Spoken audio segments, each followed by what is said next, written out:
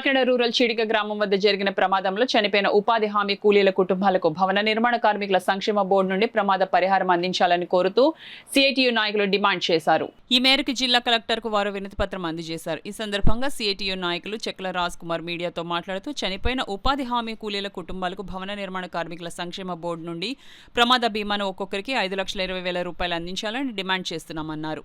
సంక్షేమ బోర్డులో ఉంది, దాన్ని అమలు చేయాలని కోరుతూ, అమలులోకి తీసుకురావాలని కోరుతూ ఇవాళ కాకినాడ కలెక్టర్ గారికి వినతిపత్రం ఇవ్వడం జరిగింది. ప్రభుత్వం కేవలం తూతూ మంత్రంగా చర్యలు తీసుకుని ఒక సంతాపం తెలియజేసేయడం వల్ల ఆ కుటుంబానికి ఏమీ లాభం ఉండదు.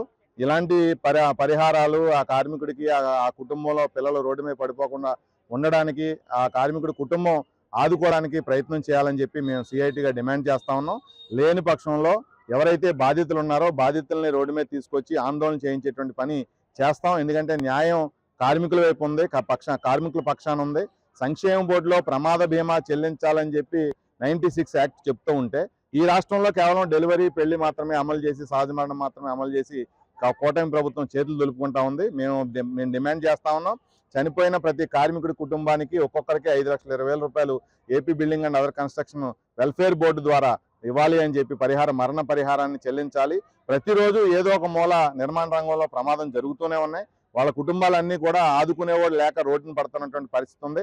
కాబట్టి మానవతా దృక్పథంతో ఆలోచించి రాష్ట్ర ప్రభుత్వం ప్రమాద బీమా లాంటి పథకాలన్నీ కూడా సంక్షేమ బోర్డులో అమలు చేయాలని చెప్పి సిఐటిగా డిమాండ్ చేస్తా ఉన్నాం.